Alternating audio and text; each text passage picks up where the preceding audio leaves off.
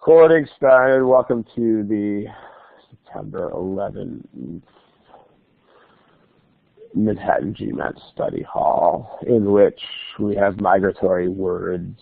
I couldn't find any pictures of migratory words, so I took a picture of migratory birds instead. Okay, meaning sentences in which the words move around among the choices.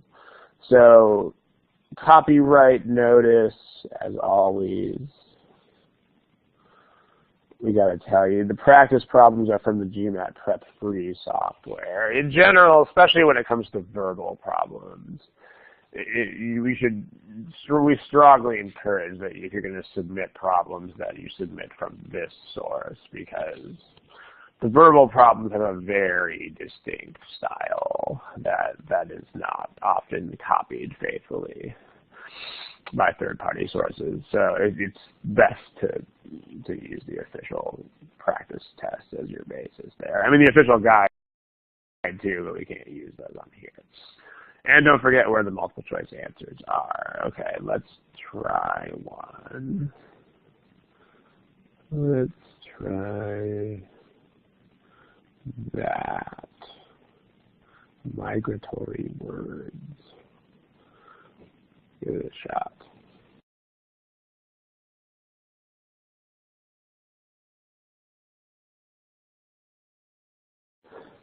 Okay, try to wrap this up in the next 20, 30 seconds-ish if you can.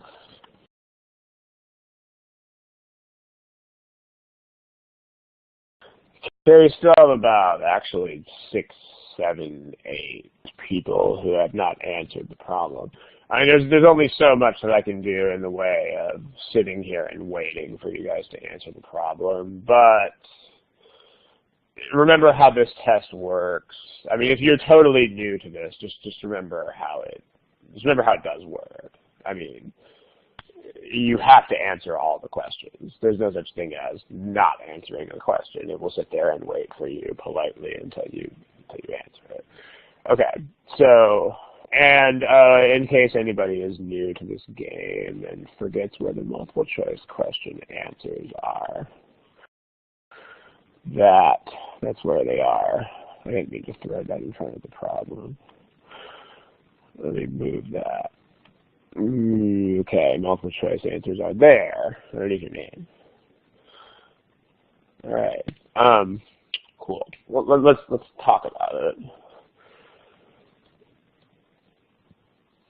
Well, so the theme of today is migratory words. What I mean by migratory words is words that are shuffled around.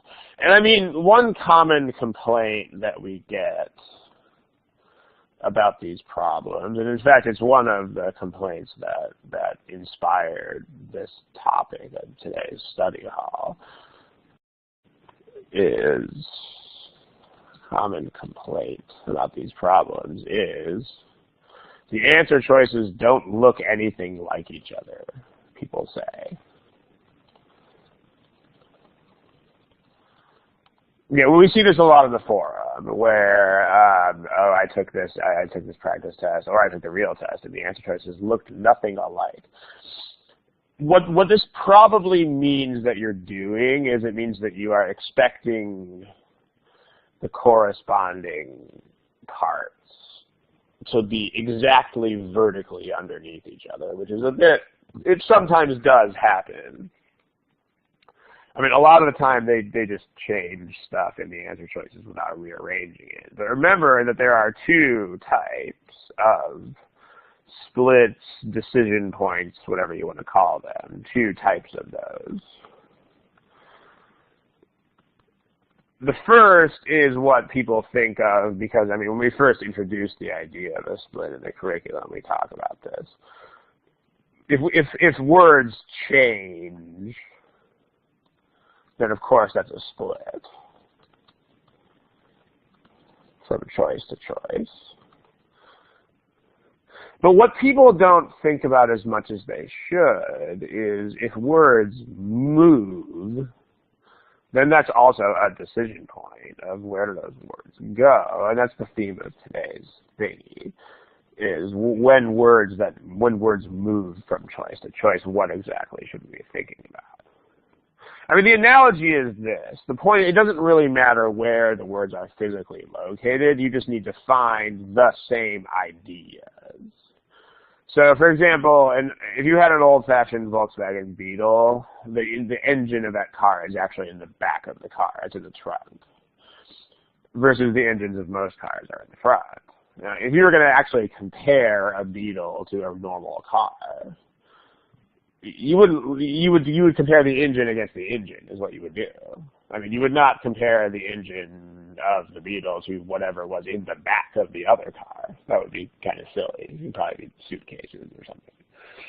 It doesn't matter where these things are physically located. It just matters what the function is. You want to compare things with the same idea. So, like here, this is the idea of in England. So where to put that becomes a decision point because it moves. Same thing with life insurance. I mean, obviously you can't color code things when you are taking the test.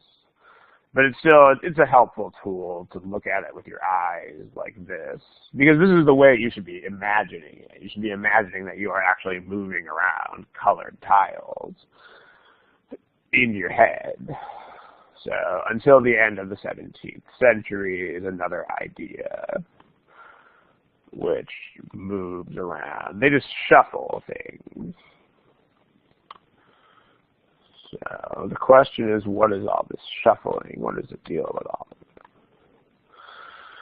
So it's going to differ from question to question, but does anybody in the chat box, does anybody have any insights into, this is going to take a little bit of time to load on the next screen, but here's a slightly smaller copy of the question with the highlights that we just put in it.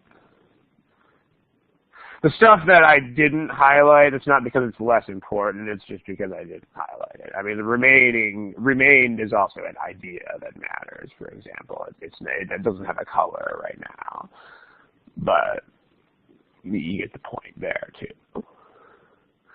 But when words move from choice to choice, when groups of words, when words or groups of words are moved around, where should we look and what should we think about? Does anybody have any ideas here? Okay, well, Neil, you've just conveniently listed every single thing that sentence correction ever tests. I mean, structure and meaning is everything. That's 100% of all the things. So you got to get more specific than that. But, yeah, Sean, that's a start. I mean, right. The point is you want to look somewhere else.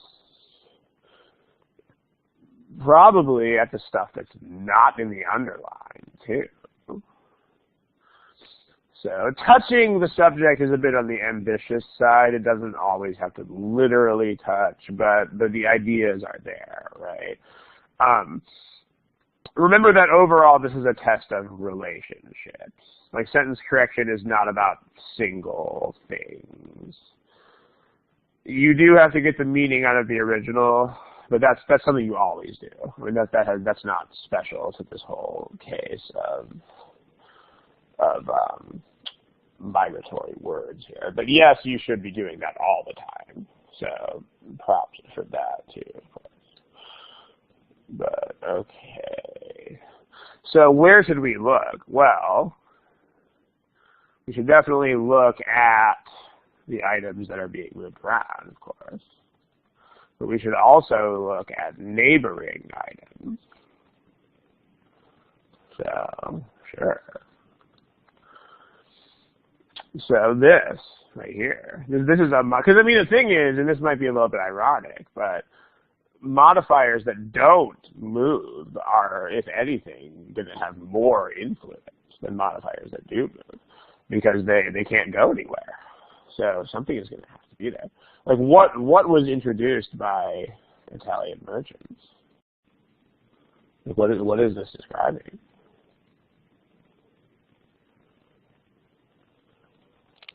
It's describing, yeah, because I mean, they brought life insurance. So what we need to have this as close as possible to is life insurance. And remember, when it comes to placement is one of those things that is a beauty contest. It's not, you're not hypothesizing some ideal of perfection. You're just saying, I need to look at these things, and the ones that do it the best I will keep. So placement. I mean, this should be as close as possible to life insurance, because that's what it describes. And you're keyed into that whole idea because there's going to be things that are closer and farther, because that's the whole point of migratory words, is you move things closer to or farther from something. So that's enough right there to get rid of the A and B and C. So there it is. Life insurance is here. Life insurance is here. What about the rest of it? So, what is the sentence about? Yeah, life insurance remained until blah, blah, blah, blah, blah. Right. So, if you read the sentence, you can tell from the context that life insurance overall was not invented in London. It was brought from Italy, where it presumably already existed. So in terms of the context, we're talking about what life insurance specifically was in England. So this is also better placement. But if that's not clear, then look for, I mean, the cardinal rule of all of this is that if you are not 100% sure how a certain decision point works, 100.000% sure how something works, just move on to something else. I mean, there'll probably be something else. And sure enough, here there definitely is. I mean, a couple of you guys have pointed it out in the chat box. I mean, here's a between, and this is awfully convenient. Between and sure. Between with nope, can't do it. By the way, this is the only kind of idiom that the GMAT's really going to be testing these days. Just the really ground level ones that you've known since early days, like between this and that. And you can also eliminate on the placement of to England, but if that area in England. But if that's not clear, cut it, move on. It's a thing. Any questions? See if anybody's typing anything. Nobody is typing anything. So one person is typing. Okay, let's see what's being typed. And no, because the placement would still be bad, as we talked about before. It doesn't make sense to write that as though it were. The placement of England doesn't make any sense in that choice either.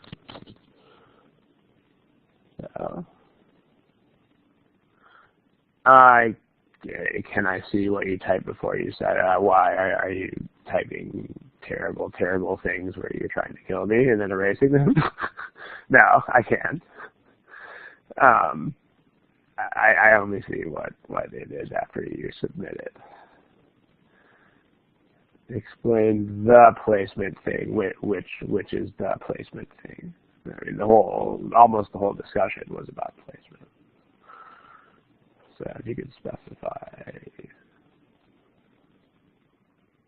Yeah, in context, this is a sentence about life insurance in England. It's not. Because, I mean, if you wrote life insurance here,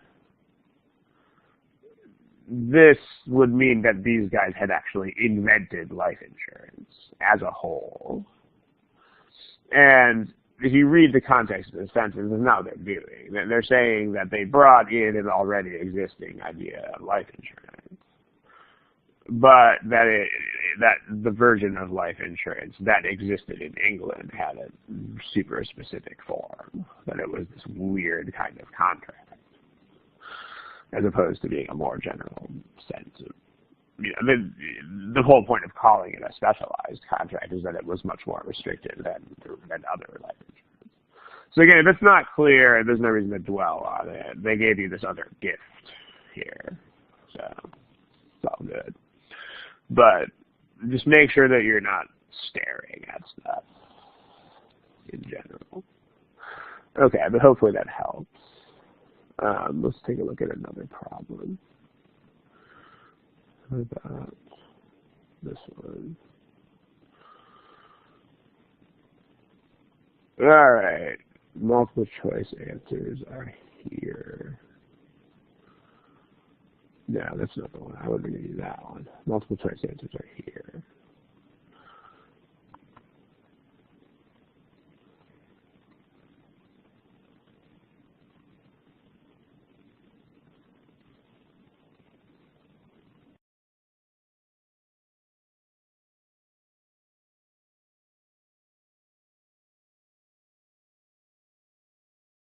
Okay, it's a little bit longer, which means, it's all right to spend a little bit more time on it. But if you are spending more than the normal allotment of time, just make sure that you have goals. Like, make sure you are still looking for something when you are looking at the words, and not just scanning them sort of aimlessly.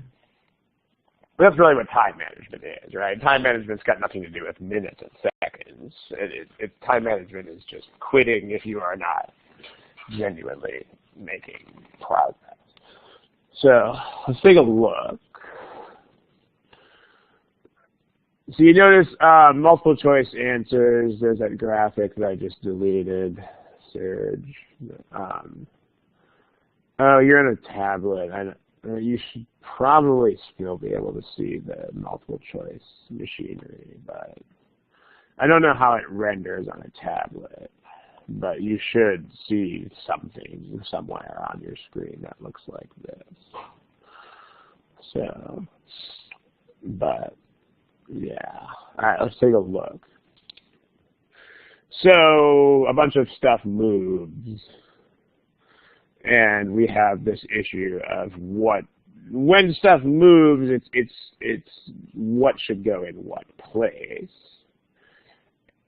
One place where you should pay particular attention when stuff moves around is the beginning and end of the underline. Because those are, they like to do that. They like to make sure that you are connecting things in the underline with things that are outside the underline. So when you see migratory words, as it were,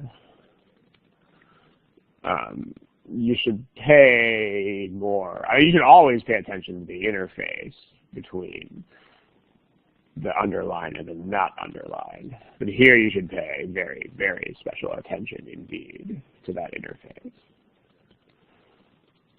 Underlined, between the underlined and non-underlined parts. Because they're probably, not always, but the connections are usually going to involve. Just they like to make sure that you're paying attention to the fact that it's actually a whole sentence. So when we think of which, so these are the bird. I mean, the sandpipers are birds, and the bird itself is the bird. This is the idea that the bird is vanishing. It's not the bird anymore. And then you have a third color, yes, for this whole notion of in this region. Okay. What's the neighboring part? Well, the neighboring part is this modifier about like the blah, blah, blah, blah, blah, blah. So let's just make sure, let's just back up and make sure that we're approaching this in the right way here. It's blank screen. Here's the original, nope, bad news. Here's the original sentence. What is step one of this whole process?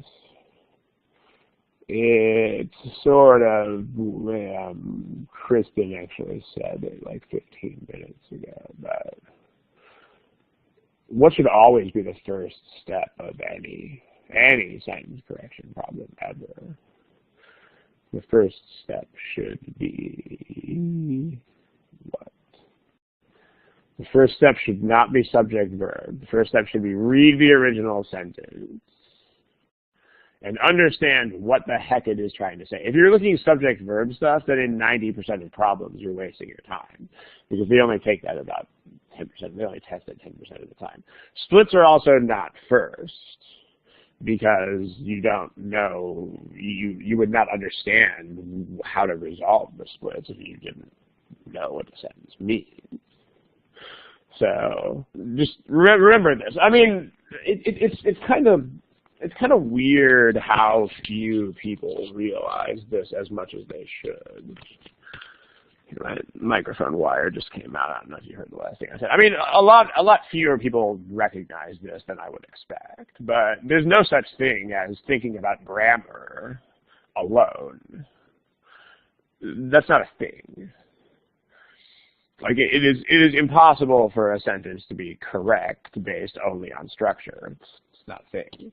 It's like if you were writing software. I mean, if you write code and it runs, you still don't know that it's the right code. You only know that it's the right code if it does what you want it to do. And if you don't know what the software is supposed to do, it's always impossible to tell if it is written correctly. It's impossible. I mean, there's some code that is bad because it just doesn't run. In the same way, there are some sentences that are wrong simply because they are not legitimately grammatical structures. But there's never any such thing as a correct sentence, ever, until you know what the meaning is supposed to be. Make sure you know this. Because if you don't, then you can't, like, empty structures can't be right. They might be wrong, but they can't be right. So, step one is always that. Step one is read the original sentence. Do not think about grammar at all at this point. Don't do it. Don't analyze the grammar. Just figure out exactly what it means. Just normal reading, the way you would read a book or a magazine.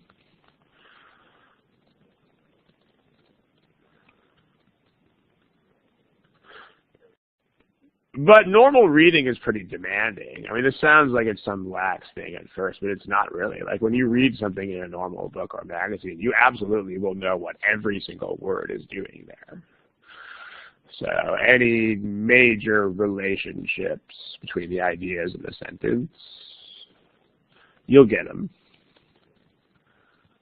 And why all the words are there. Function of each word or group of words. Okay, so like here, and this we have like a bunch of stuff, comma, a bunch of other stuff. So like when you first encounter this, you should be thinking about what it means and only about what it means at first. So let's just talk about what we're doing when we make a sentence that looks like this. Because you can't change the like part, so you might as well start thinking about it. Like, here. Blah, blah, blah, blah, blah, blah, blah, blah. Okay, here's what sentences look like when they have like in them. This is some sort of noun. This is some other noun. And then this is some action. But what is, how does this work? Like these are the part that most of you guys are gonna seize on right away here is that these two nouns are the things that are supposed to be like each other. But it's more than just that. Like when you read a sentence like this, you're not just relating those purple things. Who does this action when you have a sentence that looks like this? Like if I write, I don't know, like my brother, I like stupid jokes. Who likes stupid jokes? according to that sentence. Who does? Who likes the stupid joke? Ah, we both do.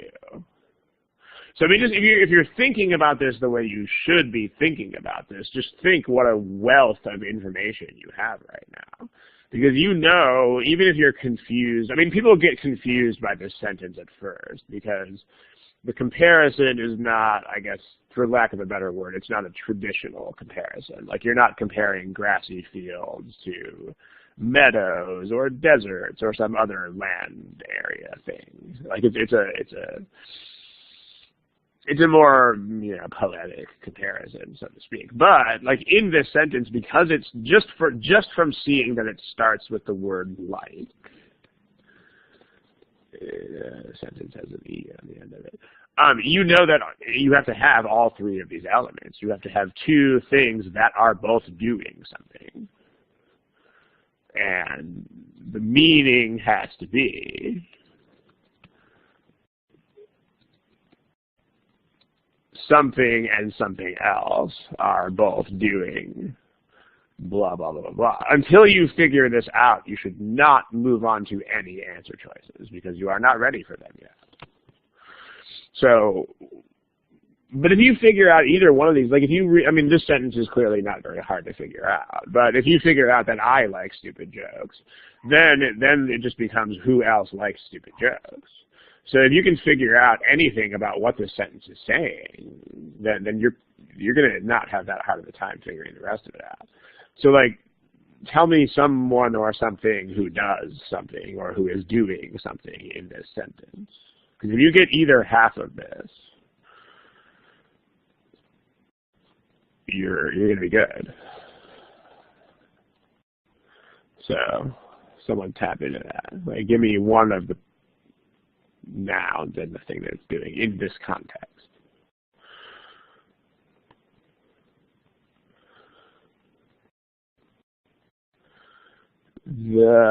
What are those things doing?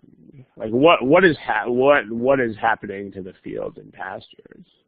They're going away. Aha, there it is, right? So because okay, like you know that this is the fields and pastures. You know that it is because it's not underlined. So fields and pastures has to be the first of these things.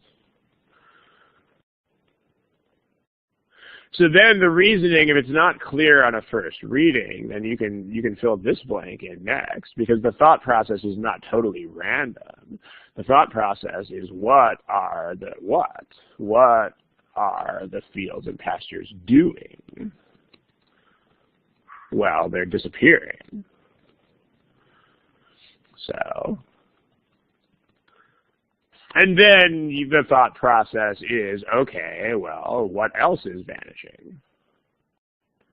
None of this is random. I mean, this is exactly what you would do if you were reading this, although hopefully it wouldn't be written really horribly. Well, the bird is. So are sandpipers, the bird, the sandpiper, whatever you want. So that's what it is. I mean, you might have to piece this one together because friends. That one I don't get, but okay. The sandpiper friends. There's probably a pun there that I'm not catching, but okay. Yeah, I'm definitely a kid who doesn't get the joke this time. You might not read these words right away and think that they're comparing fields to a bird, but this is the lesson is that you got to read the whole sentence as always. You can't read a fraction of a sentence and expect to know what it means. So now that we understand that, like the fields and pastures, now we're equipped. Only now are we equipped to even look at the answer choices.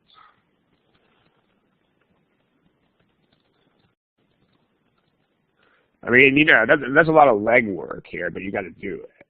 So, like the fields and pastures, blah, blah, blah, blah, we need the bird, so it's the last three are not the bird, so they're gone. I don't know why the strikeouts are that strange color. Let's make it a different color. Not C, not D, not E. All right, well, other splits. Notice that this is no longer placement issues, but this would be a modifier while that's actually a verb. So you might want to think about that. Does this make sense as a verb? Absolutely it does. I mean, this is exactly what we want to say the bird is doing. With modifiers, remember that you can ignore them when you look at the whole sentence as a unit. So if you ignore this modifier, then you've got big issues in choice A. You've actually got huge issues in terms of both meaning and overall structure here. In terms of meaning, now you are saying that a bird is a result of industrial development. Like they build a bunch of factories and they are spitting out birds in the form of pollution. Doesn't make sense. I mean, a lot of things result from industry, but birds are certainly not one of them. And then grammar-wise, again, you can the grammar of the sentence is left untouched if you remove this modifier, and you have a sentence that says the sandpiper is a result, singular verb, plural subject. Not okay. So be like boy. Are there any questions about this problem?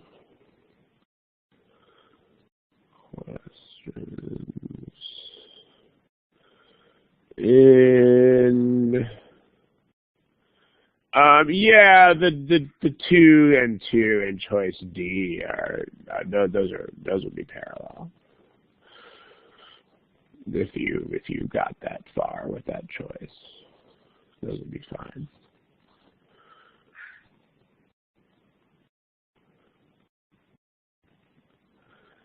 Could I explain modifiers?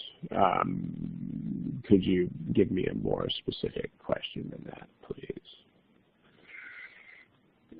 What in particular about modifiers are you asking? What about plural agreement? There's no such thing as plural agreement. So that's not a thing. You just have to think about what the sentence means. I mean, the only time this is a concept, let me go ahead and just make this another screen. I mean, remember that decisions about whether nouns are singular or plural are not going to be mechanical decisions. I mean, verbs, yeah, like whether verbs are singular or plural depends on the noun, but whether nouns are singular or plural is almost never a mechanical decision. I mean, it's almost always meaning. So, I mean, there's not really a such thing as this, unless you have a context that would clearly demand it. So, I mean, if context demands this, it's a thing. If not, it's not. For example, I don't know, let me just make up something. If I say, my 3 kids want to be a professional athlete when they grow up.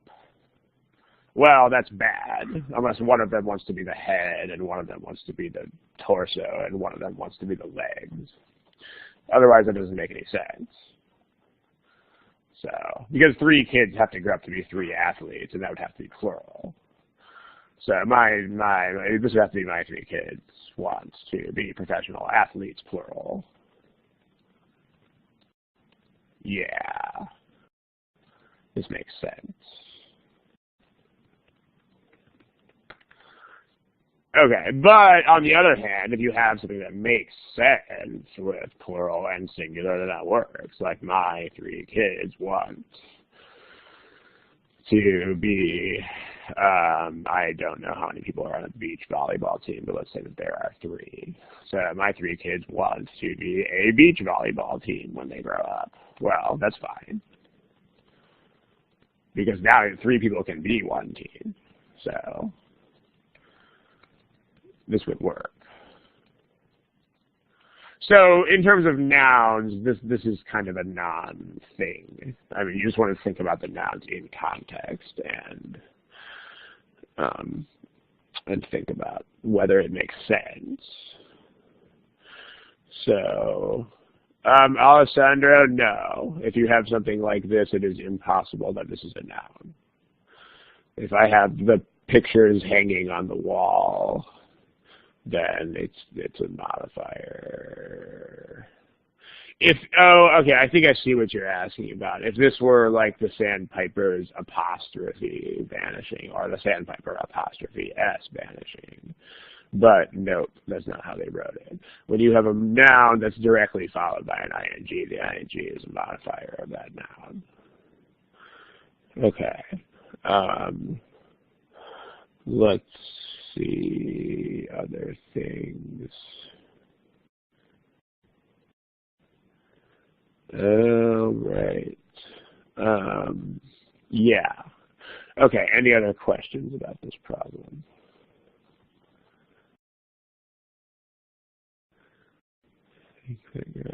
Fields are to be look at. I don't know what that means, Mary Lou. I'm sorry. I don't know what look at singularly is. But no, I mean, if you're saying that these are not plural, I mean, they definitely are plural. I mean, this is multiple fields and multiple pastures.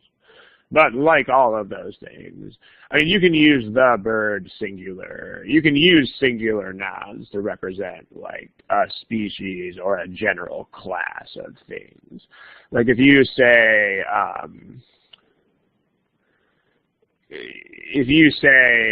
the foot race has always been a form of human competition, that's like all possible foot races, but we still say the foot race, singular.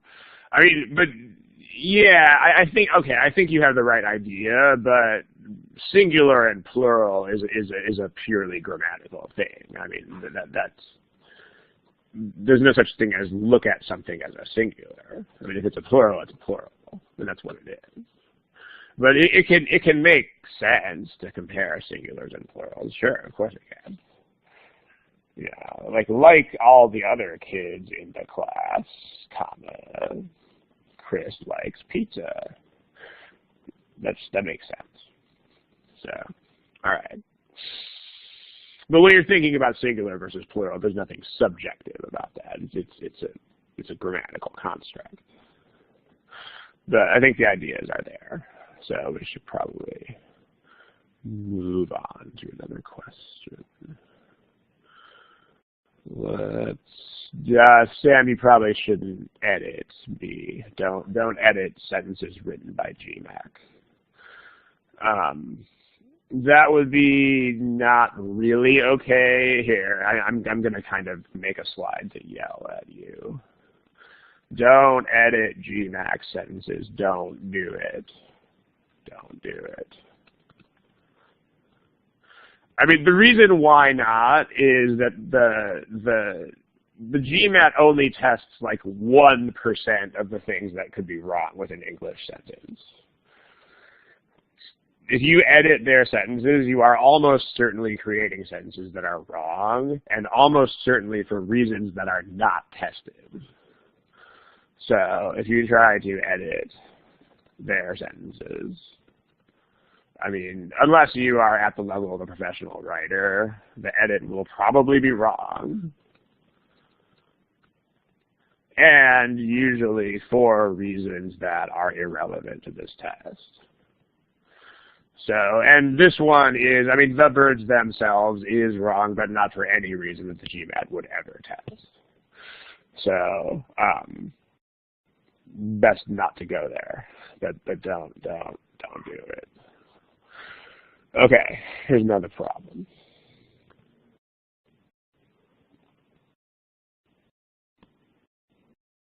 Go for it.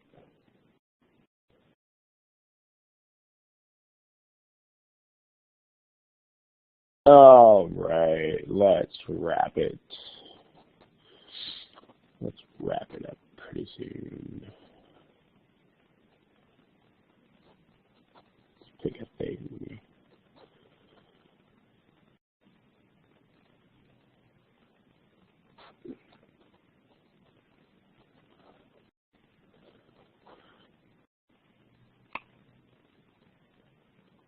So when it comes to things that move around, we've noticed, like, I mean, some of the takeaways that you get from these things, you can kind of flip around and transform them into other takeaways that are more lessons. Like from a couple of problems ago, on the first problem we saw today, we noted something like, when stuff moves around, we should think about which words describe which other words.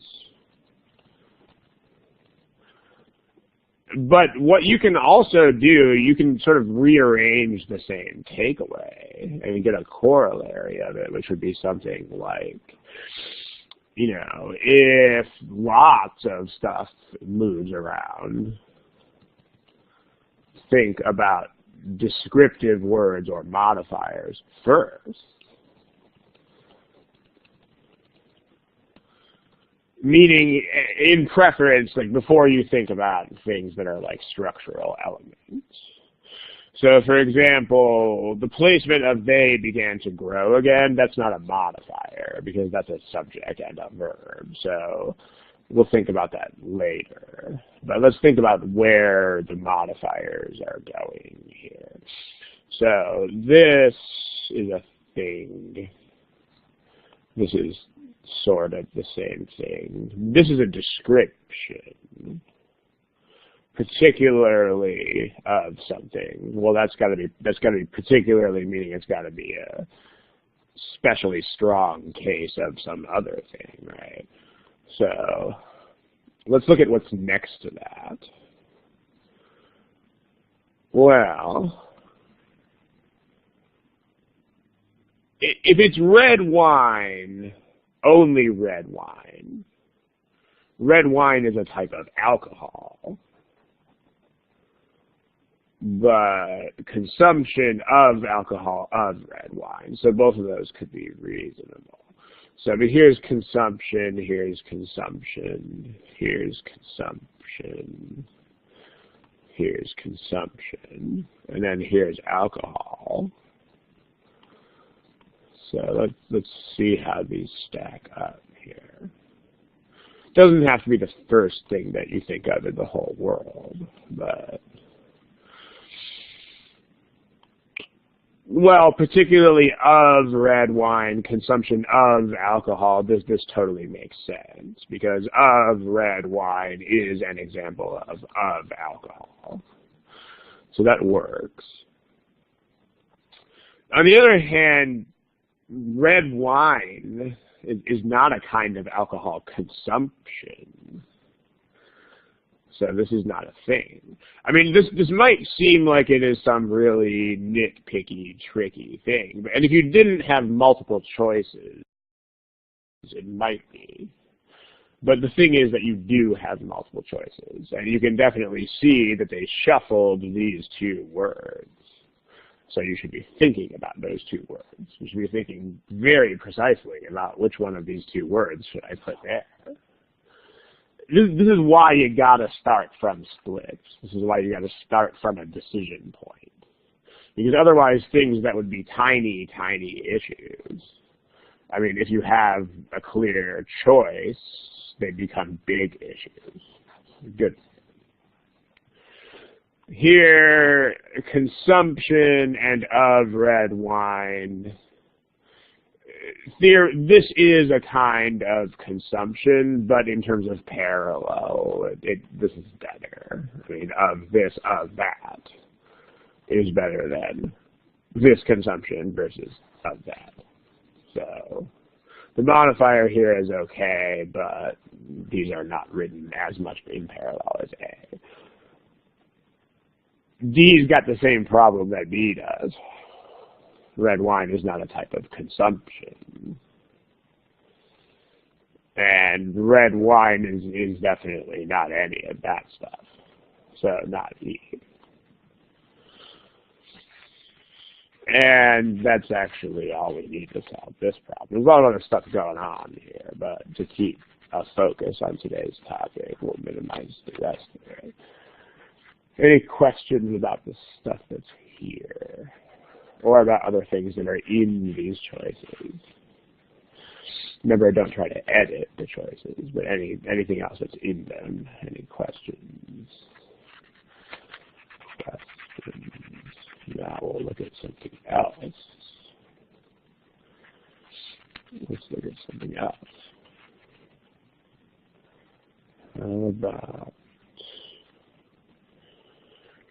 let's see. The loading is very slow.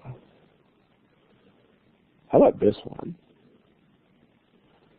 This one is fun.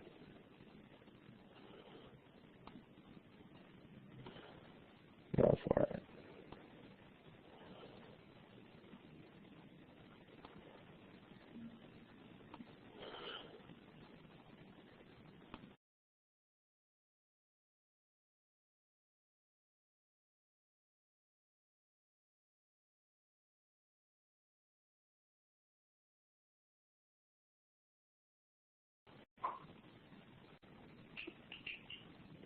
All right.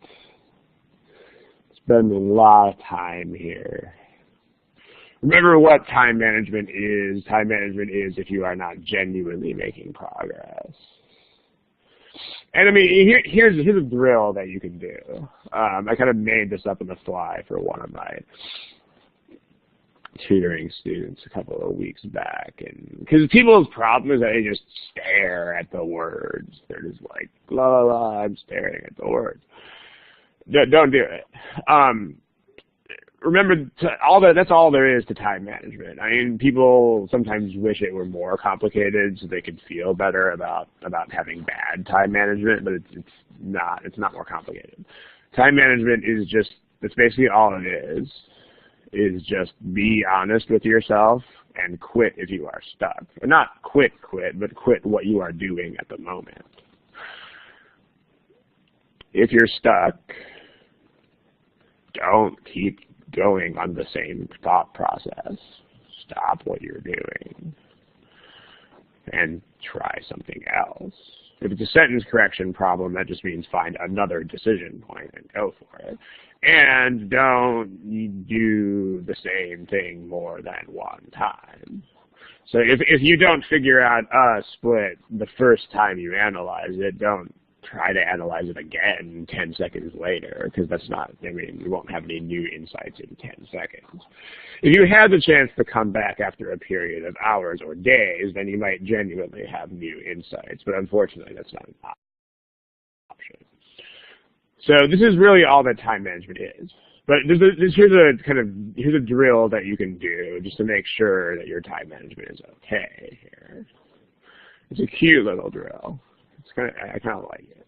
I mean, you probably have a watch or a stopwatch with a timer, some sort of apparatus that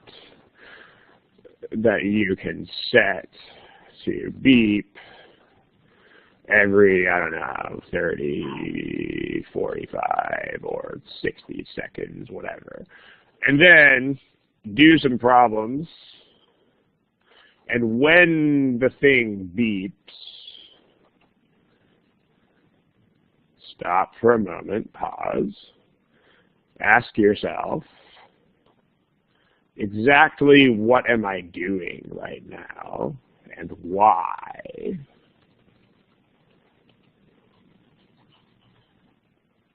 And I mean, there should be an answer to this. If there is not a definite answer to this, that is bad time management.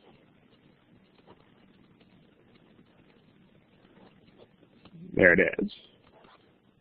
I mean, that's all you need to finish this test. I mean, you don't need to be fast, not nearly. In fact, I guarantee that everyone in this workshop reads faster than I do. But the point is, you just have to have goals. You don't need to be fast at all. So when you're working a math problem, it needs to be, when it goes beep, you're like, if you're moving a bunch of variables around, you should make sure that you're actually trying to do something with those variables. Like I'm trying to move this over here so that it cancels this other thing, and then I can solve for that thing. Okay, good. That's goals. I'm just shoving variables around and hoping that a miracle happens. Bad. You should stop doing it.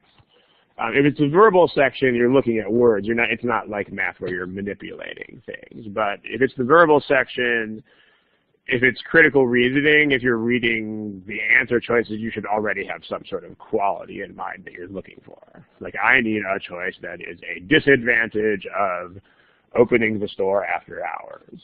Or, like, I need a reason why the mayor should not say this in his campaign. Something like that.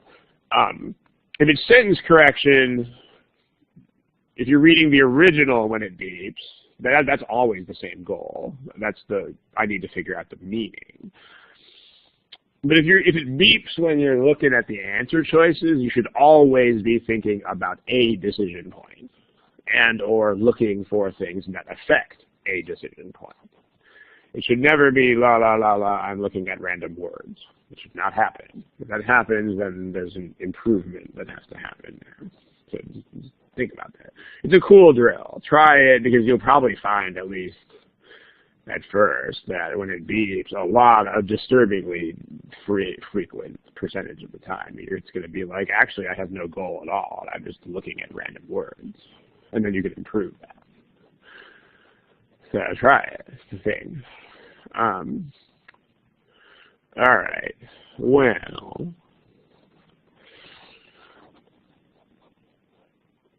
we got a bunch of stuff that moves here. But this is not a modifier. That's a verb. So what's the issue?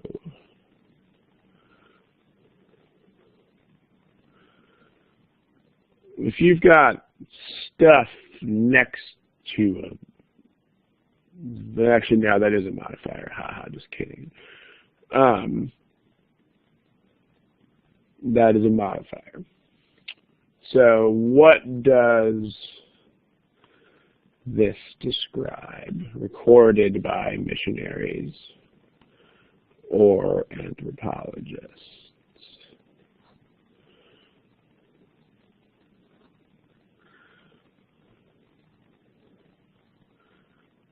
It describes narratives, yeah. So that should be next to narratives. And it shouldn't be separated by and, because it's not two separate things. It's not this and separately that. So we want oral narratives here. Good. Nah.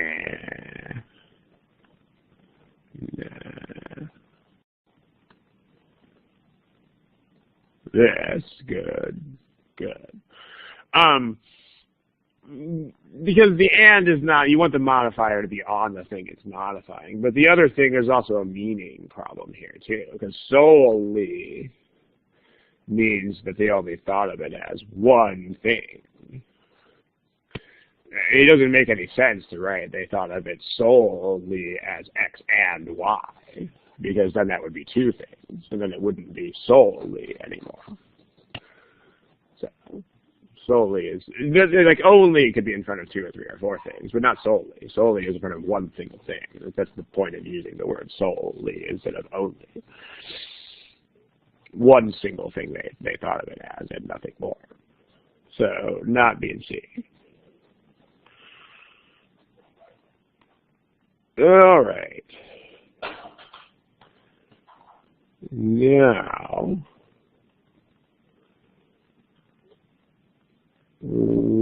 some people are typing. Let's see what's going on there.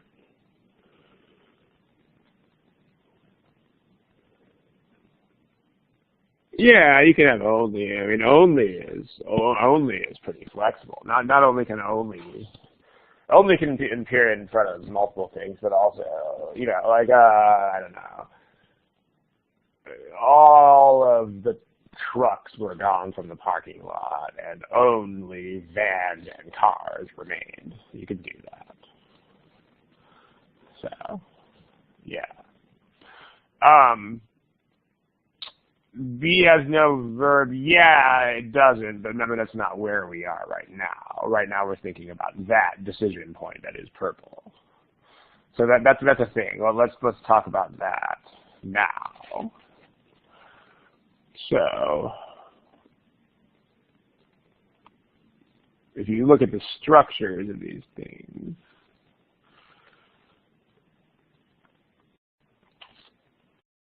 this has an and. I mean, B is already gone. But there's also the parallelism is what you're looking at. Like, if it was blah, blah, blah, blah, blah, blah, and now understand, then there would have to be a verb over here. So if that's what you're getting at. If you're looking at the parallel structure that these would imply. I mean, these ands don't make sense in the first place, so we don't technically have to go there. But you can also eliminate for that reason, because if you had something and understand, then there would have to be a verb over here to be parallel to that, sure. Okay, so let's take a look at stuff that moves. There's scholars. Now they're over here. And that place is taken by something else. For Native American literatures.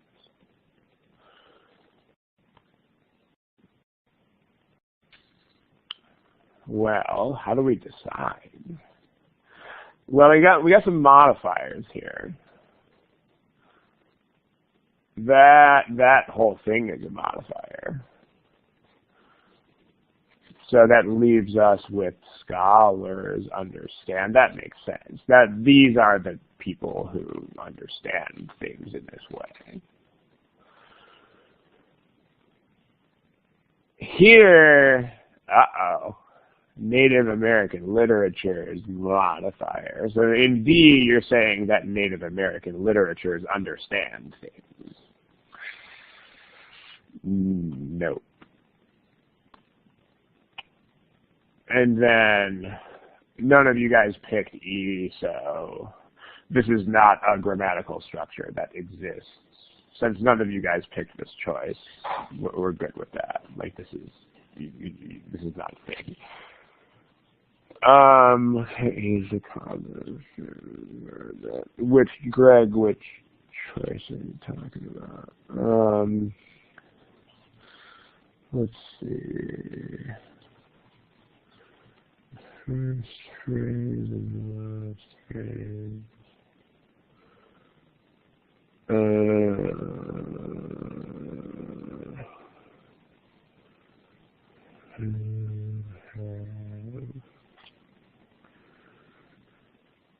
Okay, I see what you're saying. Yeah, they don't generally test the placement of punctuation. If you split the sentence up that way, then you would have bigger problems than that. Because if you split it up that way, then you wouldn't even have a sentence. You would just have Native American literatures and then this modifier. So if you looked at it that way, you could dispose of that pretty quickly, either the way that you're doing it or the way that just by realizing that it's not a sentence. So, sure. Okay. So we got A, yeah, E is, yeah, so this is definitely A, like alligator. Any other questions, feel free.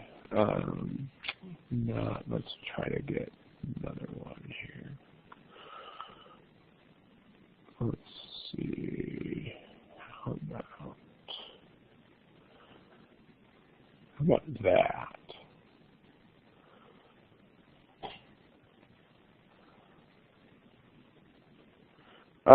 Okay, so maybe we'll look at that. I'll go back to that slide later and look at that issue towards the end. We got a new problem there on the board, so let's do this one, and then we'll see about that.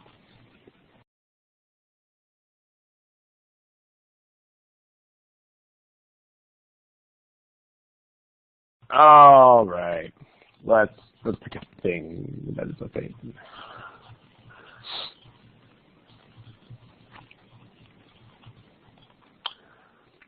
And I know my voice is sort of annoying, so are beeps. So my voice is kind of like beep right now, right?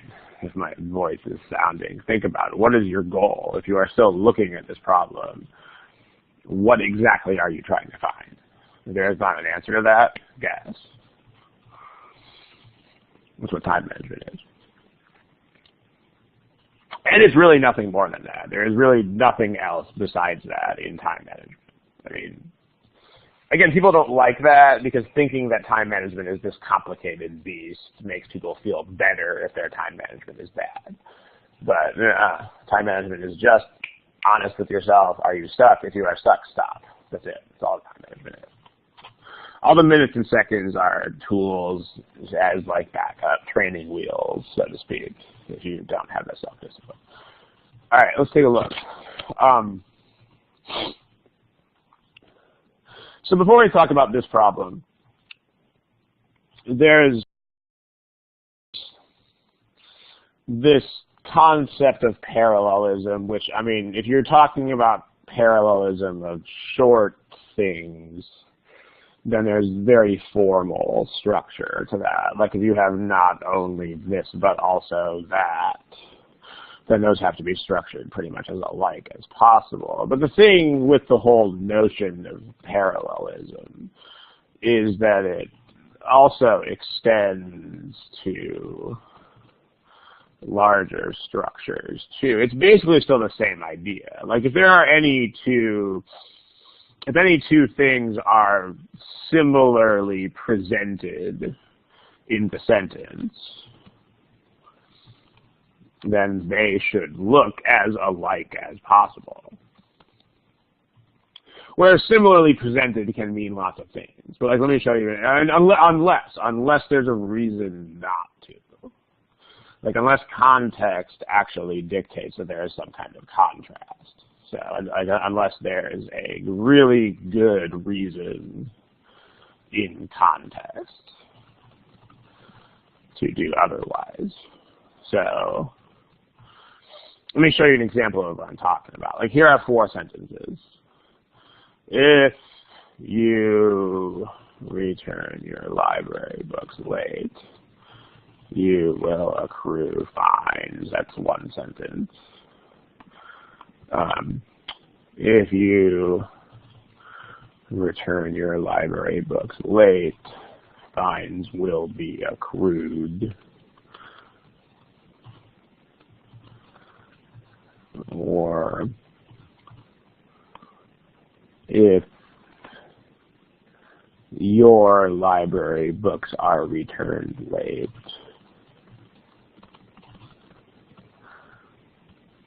or if your library books are returned late, fines will be accrued.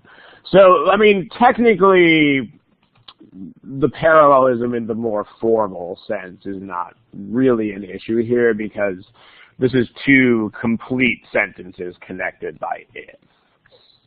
But the point is, I mean, we're talking about 2 things that are similarly presented. There's a relationship here that is pretty clear.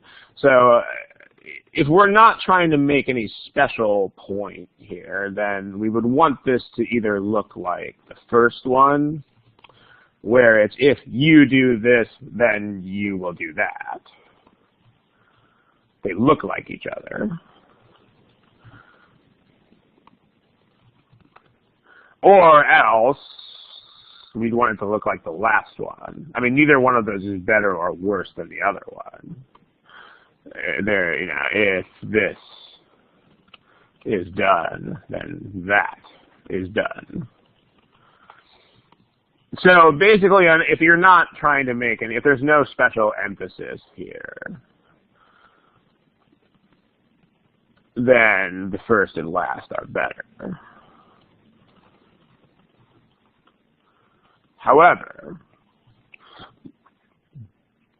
if you were specifically trying to make the point that, hey, you library card holder, you are going to accrue fines even if someone else brings back your books, then you would say something like number 3. Because then you would be specifically trying to make that point. Like, if your library books are returned late, I don't even care who returns them, which is why this is passive. It's returned by anybody at all. Then you personally will be responsible for the fines. Then this is the point, right? So because there's a contrast there, like if you actually are trying to point that out and emphasize it, then there's a reason to do number 3. So like you're saying, if anyone does this, then you are still on the hook. But otherwise, unless there is a very special point of emphasis like this, you want to make things look like each other, and you want to not make them not look like each other.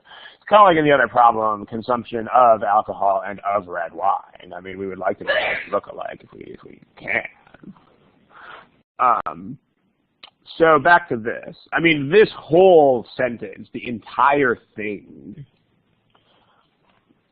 consists of 2 things that are very, very similarly presented. So we want to make them look alike.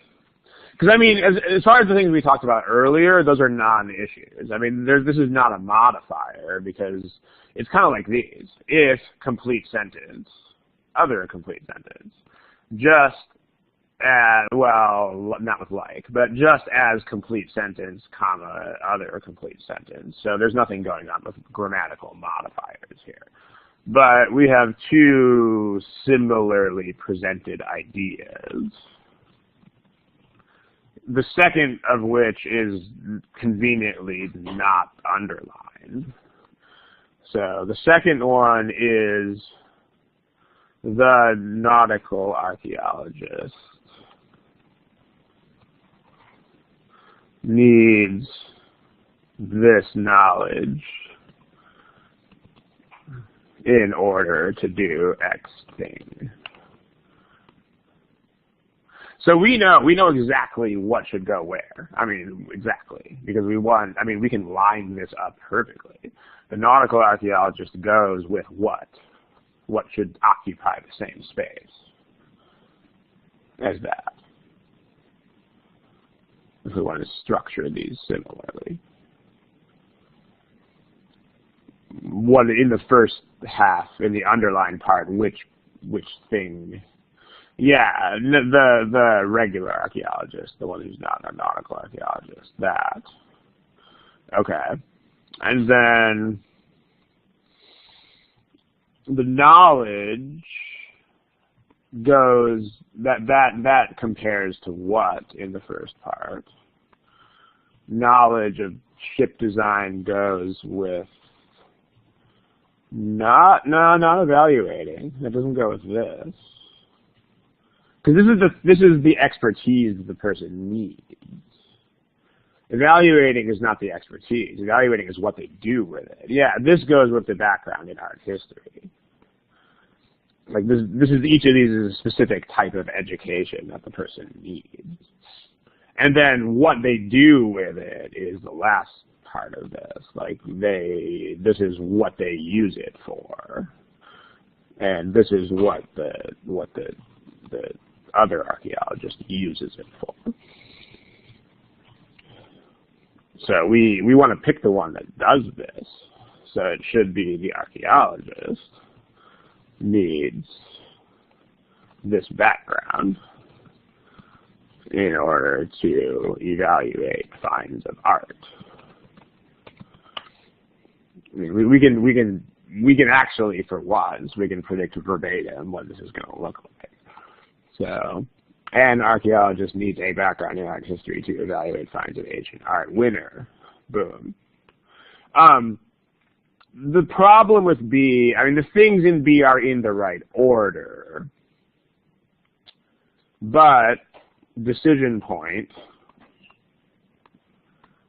that's not a verb, and that's a verb. Okay, not the focus of today, but if you see a decision point between something that is a verb and something that isn't a verb, you should be thinking about the entire structure of the whole sentence. There are several study halls on that. Their overall sentence structure, I think, is the heading that they're on there, but you can search the page for that. But if you see verb versus non-verb, so this is always going to call on the structure of the entire sentence. So,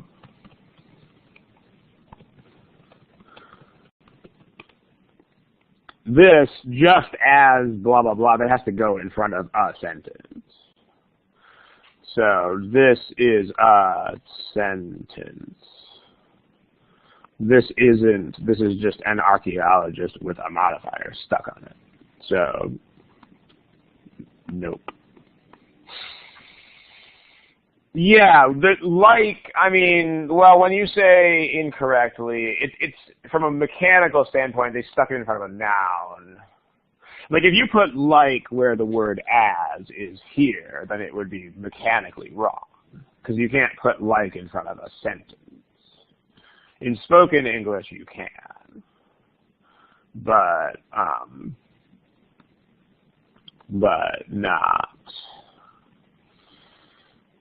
not in written English. I mean, here it's wrong because the comparison is nonsense. I mean, you would be comparing the purple thing to the green thing, which makes no sense. Dido. Oh, I think, are you saying ditto? Ditto is D-I-T-T-O. So does a... Yeah, not unless that's the verb of the sentence. I mean, this is... I mean, I'm interested in... I'm sort of perplexed by this question here. It's like the way that you're breaking this up is interesting. Like the idea that this is a single unit is an interesting thought. But that's not the right way to break that up. It's just as complete sentence, comma, so other complete sentence, where these sentences describe similar things like those do. So the second sentence is a nautical archaeologist needs blah, blah, blah, blah, blah, blah, blah stuff. I mean, remember that maybe the only reason I can think that you would break it up like this is because it's at the end of an answer choice, maybe, which means that you forgot that there's a sentence that does not end here. Oops. Remember, this is the middle of the sentence. I mean, don't forget that. So it's usually the thing that's here is going to be a fraction of some other construction. So just keep that in mind. I mean, this is not a thing. This is a fraction of another thing.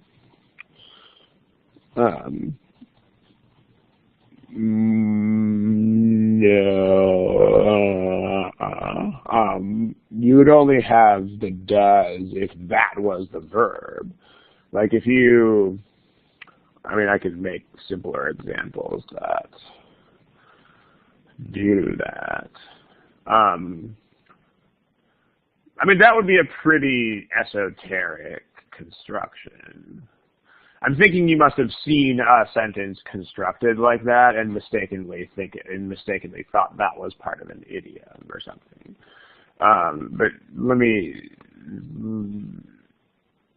unless does is the verb of that sentence, then no.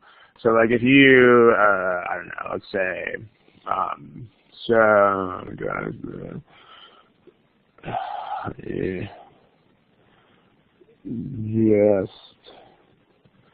just as I will need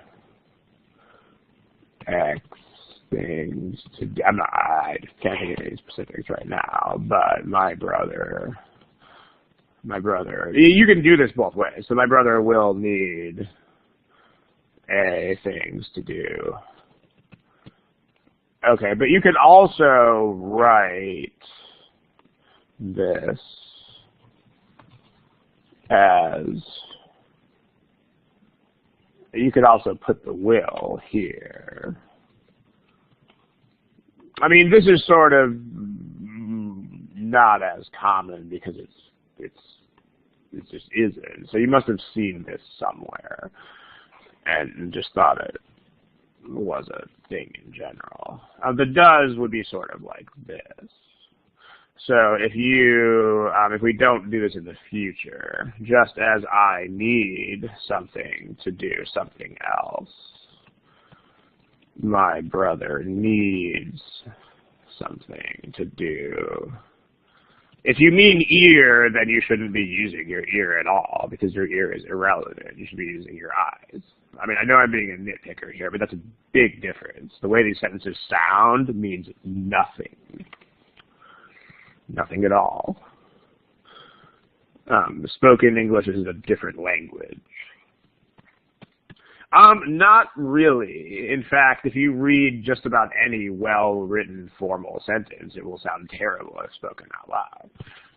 And on this test, they know that there are both native and non-native speakers taking the test, and so they very intentionally include a lot of answer choices that are designed to sound good and to be wrong. So it's not a good place to start.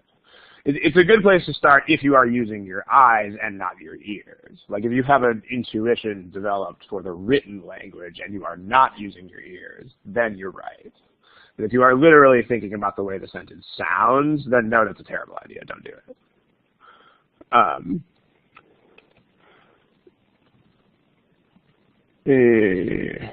Okay.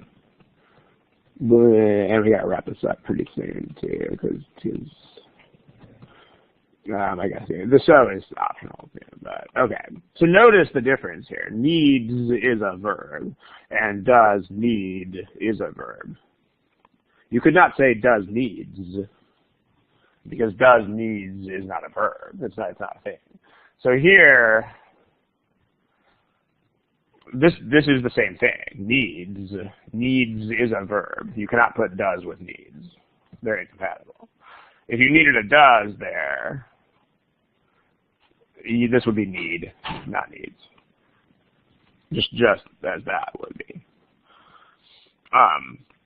But there must be some specific one sentence somewhere that does this, because this is an unusual and sort of poetic way to write a sentence. So if they wrote one like this, they probably had a really good reason to do it, which we don't here. I mean, this sentence is much worse than that one. So whatever example this is taken from is probably a very special example that you guys are mistakenly interpreting as general. So I hope this clears things up. In any case, well, okay, we're over time here. We gotta kill it. So, thanks, guys. And 2 weeks. Next one's on the 25th. And then that's that. Awesome. Thanks for coming. All right. I'm going to log you guys out here in the next 15 seconds or so. And I'll see you in a few weeks. Good night and good luck.